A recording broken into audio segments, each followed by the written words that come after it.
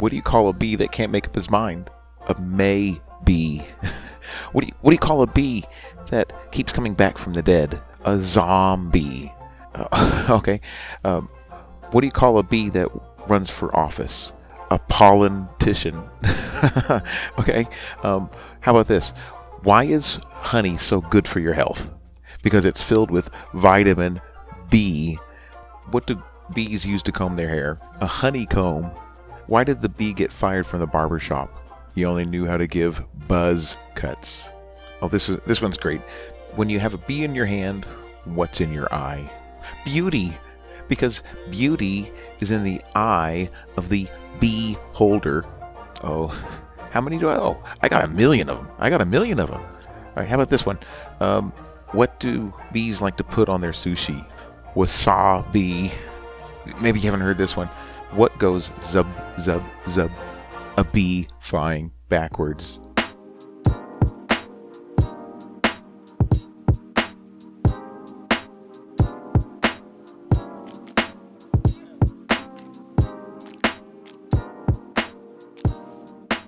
Hello, my fellow noobsters. It's me, Texas PK.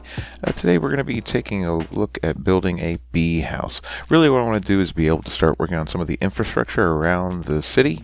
Kind of taking a look at putting in roads and some of the accent pieces I want to put in there are going to be some partially oxidized copper. And in order to do that, we need to have some wax so that they only oxidize so far before they stop changing colors. In order to do that, I need to get some honeycomb, and that means a honeycomb farm. First step, though, is I'm going to need to make a bee house. If you look behind me, I've been planting trees for all the wood resources I need, and every once in a while, I'll get a beehive. I think I have a total of 7. 7 beehives. That's a lot of beehives, but it's not going to be enough. I want to be able to build a really awesome honeycomb and honey bottle farm. But in order to have that, I need to have a breeding station first. So that's what we're going to do, is we're going to build a bee house so that we can go ahead and have all our bees that we need. So let me go over here and we're going to show you real quick what that looks like. You can see I already laid out a circle here for my bee house. It's just going to be a simple circle with a kind of a glass dome and some wood accent pieces. These scaffolds are where I'm temporarily envisioning where the different beehives are going to go.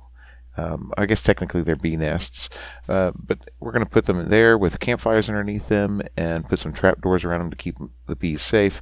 That way I can manually harvest all the honeycomb I need to build new beehives or bee nests, whichever one they are. I always get them mixed up. And that will go then underneath the beehive deep down to where we can have them out of sight but still automatically harvest all those. I have a really awesome farm that I'm going to be building later. I'll probably make a tutorial and show you all how to do it. But before we get started with that, I need to clear this tree out of the way, and we're going to go ahead and build our bee house. And as we do that, I'm going to just share a little bit of what's been going on. I know it's been about a month since my last video, and really it's been because real life has kind of gotten in the way. I know that kind of happens a lot to everybody.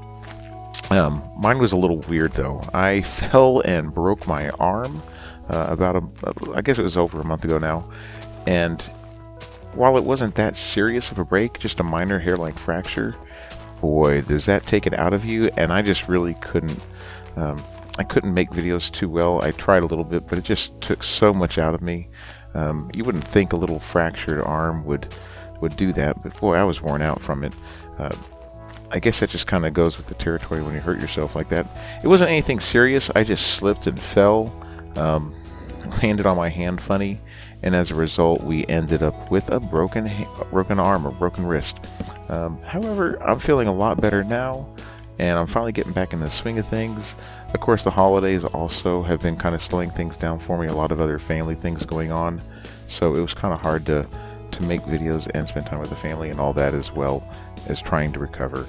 But I'm back into the swing of things. They'll probably be a little slow over the next few weeks, but I hope to try and get back into my normal routine, making either a farm or a Let's Play video at least once or twice a week.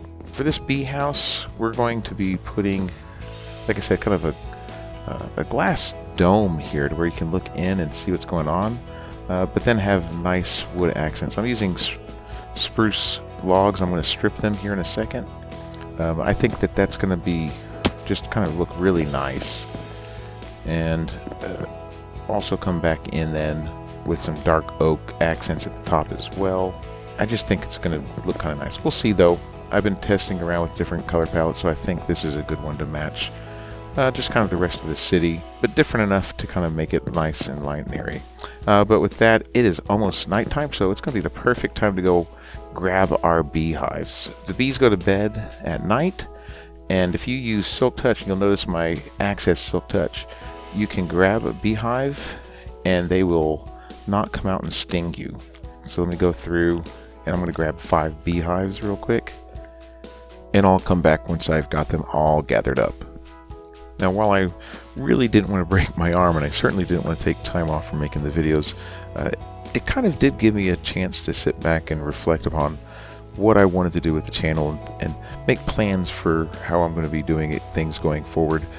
And I really was kind of struggling with the 1.18 update of whether I wanted to continue with the city as I was building it and finish my Let's Play world, or move on to a new world using the newer generation. I really thought I had a little more time before they were going to do the update, but then I broke my arm and it kind of threw a monkey wrench in everything anyways, so it just gave me a chance to try and decide what I wanted to do. And I think what I'm going to do is continue with the Let's Play world, finish this city off, not really worry about the caves and cliffs part of it when it comes to this world, but in looking at all of it, I think I came up with a really good idea for a series coming forward in the new year. I want to do something a little more cinematic, something with more of a storyline to follow. I think it'll be a little more interesting than just building and that sort of thing. Kind of exploring the lore behind Minecraft and what it's really all about. It's going to take a lot more work, and it's something I'm looking forward to, and I think it's going to be a lot of fun. So just keep an eye out for that in January, probably sometime is when that's going to come out, and I'll let you know when we get closer to it as well. Oh, one of them stacked. I wonder why I did that. Is it because they have the same number of bees in them, or is it because it has no bees in them? If it has no bees, that might be a problem. Let me get the rest of the beehives here. I should have at least one more. They're kind of hidden. Let's see. There it is. I knew there was one more. Grab that real quick and see if there's any others. Nope, I think that is all of them. So let me put that one in here. Now I've gone around and lit up everything really well, and now under 1.18's lighting spawn mechanics, I haven't had any more surprise creepers or zombies popping up. So I'm really liking the fact that you just have to make sure there's no light level 0 spots anywhere so that they don't sneak up on you. It's been working pretty good. Alright, so that's it. I got my beehives. I just need to remember that they're over here. Like I said, I'm not sure why these stacked. I wonder if it's because they're empty or not. I'll have to experiment with that and find out later. But we have at least the 5 that we need that are probably going to be just fine. So I'll go ahead and finish up over here.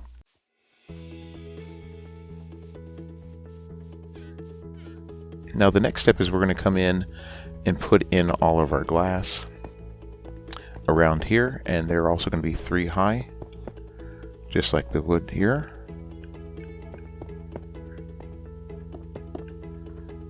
I think it'll just be kind of a nice way to look in or look out if you're on the inside, and just kind of make it look nice. In addition to building the bee house here, I'm also going to build a garden area right here behind the library. I thought that just might be kind of a nice thing to have. This is going to be kind of tucked in behind some buildings here and in front of some other buildings there. I also think what I'm going to do is build like a shopping area right there, a bunch of shops and stores, and maybe a few vending booths kind of thing you might find in a farmer's market, something like that.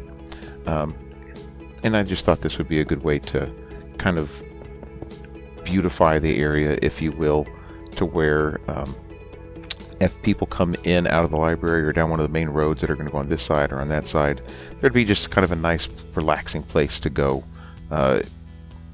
when you go shopping and that sort of thing. Alright, now what I want to do here is bring it in 1 all the way around. This is always the tricky part. I think the way it works is I'm going to go like this, and then here. If it doesn't work, I can always, like I said, I have Silk Touch, so I could always just come back and modify it if I have to. Let's see. And then temporary block. I've been fiddling with different patterns for this, and I always get it mixed up on this one. This is the trickiest part of the dome shape. Once I've got this part, the top is really easy. Okay, this doesn't quite seem how I remember it. You know what? I think I'm going to try and figure out what I did wrong on my own here, and I'll bring you back in once I've gotten it all straightened out. Alright, be back in just a sec. Alright, I went ahead and added in an extra little trim, kind of an eaves for our roof.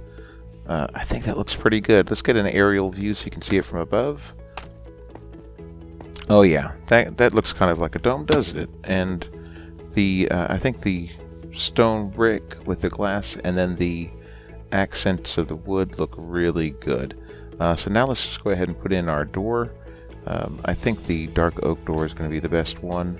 I want it to be on the outside of the frame here, so that so when you go in, it'll kind of won't get in the way when you're trying to keep a bee inside. So let's go like that, and I think like that does it. Yeah, there we go. That looks pretty good. Alright, so next we just got to put in our campfires and put some protecting around it. Or actually, you know what? I think you have to put the beehive in first. So I think it was like right there. Yeah, I think you have to put the beehive on the stand first, put the fire underneath it, and then put the trapdoors. And it's almost night, so it's perfect timing for us to go ahead and put those in.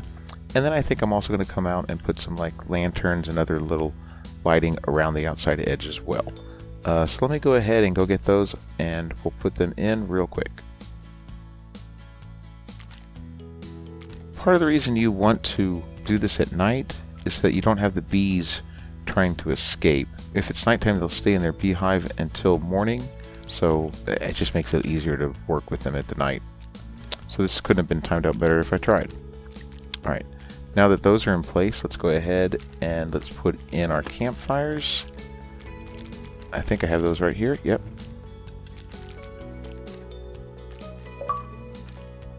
Apparently I just got an accomplishment for an achievement for putting in bees in a new location. That's cool. I did it on I first learned to play on the PlayStation, and I did this in a PlayStation world before, but those don't carry over apparently from the PlayStation to my PC. There we go.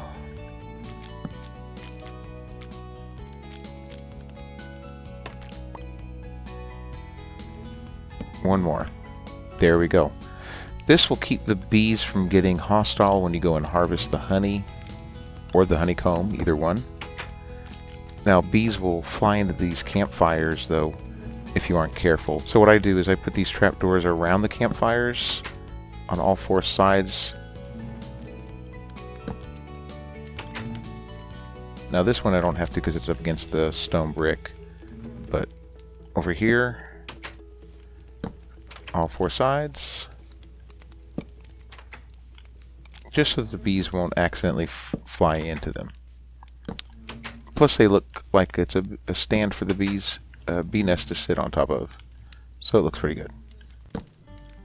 Those look pretty good. I like how they look, and it's going to be perfect for our little bee home. I don't need the torch anymore. That glowstone up there should be enough light to keep everything from spawning in here. So all that's left now is I need to go get some flowers. I got a whole bunch over in this direction. I'll go grab a few of those and put them into place. I won't need them here at this tree anymore, so I'm just going to grab some of these tulips And if I decide to change my mind and put some different flowers, like, yeah, I'll put some of the, I'll put a couple of the little red posies, and maybe I'll put one of these daisies. Just kind of mix it up a little bit.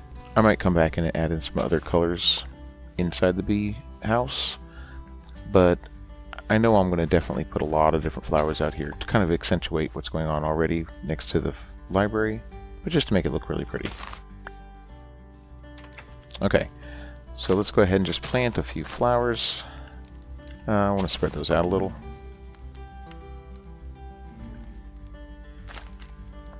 And put in a couple daisies. Spread them out. And a couple of the poppies. And then, what were those called? The azure bluettes. Yeah, those are pretty too. Okay, that should do it. Now all I have to do, I can go out here and go to sleep. Let the bees come out, and let's see how many bees we have in our bee house. Oh, you can hear them waking up. Let me go in there with them. Now, as long as you don't mess with them, like punch them on accident, they will be neutral to you, so this is just fine. Let's see, 1, 2. Okay, I think there's 2 per bee nest, so this is perfect. Alright, and what I want to do is I'm going to come back in, and I'm going to breed them up with each other, so let me go grab a couple flowers to breed, just as a point of demonstration. Alright, I have a couple extra flowers I can then use to breed them up when they come out of our bee nest. For maximum efficiency, you can have up to 3 bees in each bee nest, or beehive, whichever. The beehive being the one that you build yourself. So I'm just going to go ahead and try and make sure each of them, even though they have 2 at the moment, that they end up with a 3rd one to maximize how much pollen and honey they make. Now I just have to be patient, and I'm not good at being patient. Okay, so here they are. Ooh, they love me because I'm carrying the bee. I'm carrying the flowers. So let's just pick 2 of them. It doesn't really matter. Feed them, and just like any other animal mob in our Minecraft, it makes a baby. And the baby bee is probably one of the cutest mobs in the entire game. Although the baby axolotls are pretty cool too. Now this bee will then go to one of the hives that has an available spot on it, and it will become its new home. I'll keep doing that until all of them have at least 3, and then what I'll do is get me some honeycomb. I need to use some shears. I have that over here.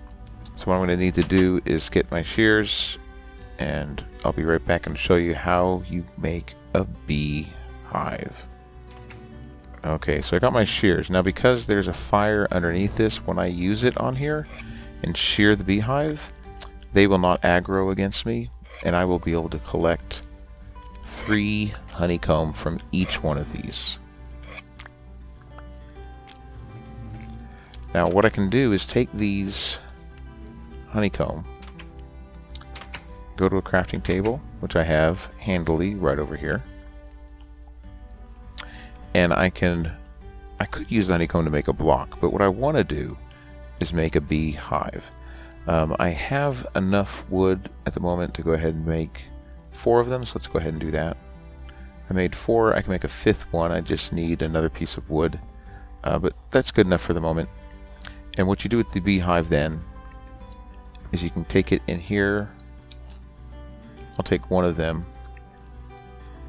and I'm going to place it down so that I can have the baby.